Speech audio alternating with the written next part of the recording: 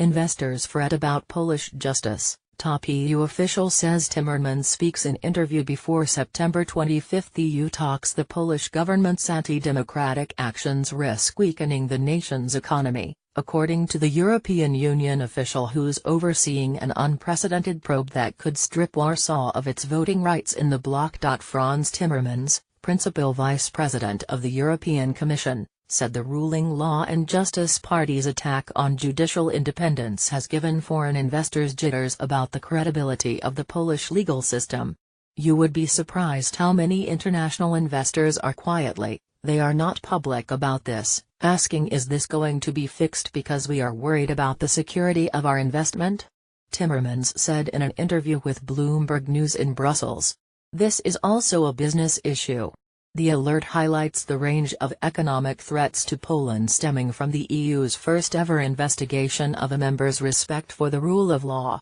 In addition to threatening a suspension of Poland's EU voting rights, the probe that Timmermans opened in early 2016 has sparked a parallel debate in Europe about whether the country should be denied billions of euros in European regional development funds after 2020.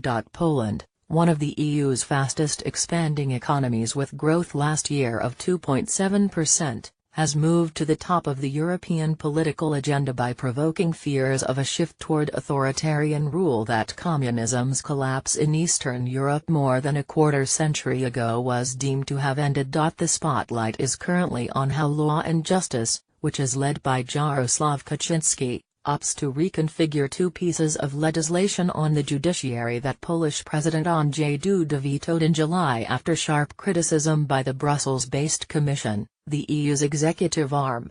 The legislation would have dismissed the entire Supreme Court and revamped the Judicial Council, which makes key personnel decisions. Especially the issue of firing Supreme Court justices would be an extremely grave situation, Timmermans said.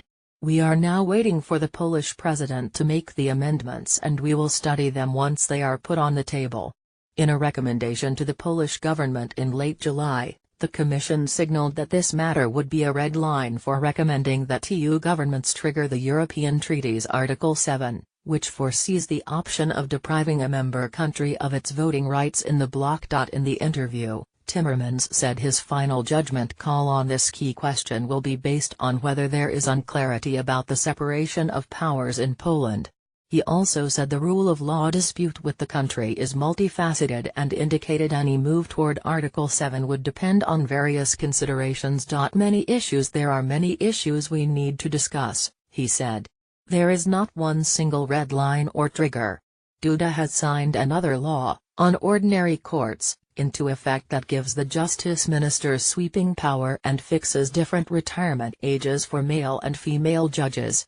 This has prompted a parallel, narrower commission action that could end with a lawsuit at the EU court in Luxembourg. The Polish government is generally flouting the fundamental EU principle that the judiciary must be free from political interference and any commission failure to enforce the standard would be a dereliction of duty, said Timmermans, a former Dutch foreign minister.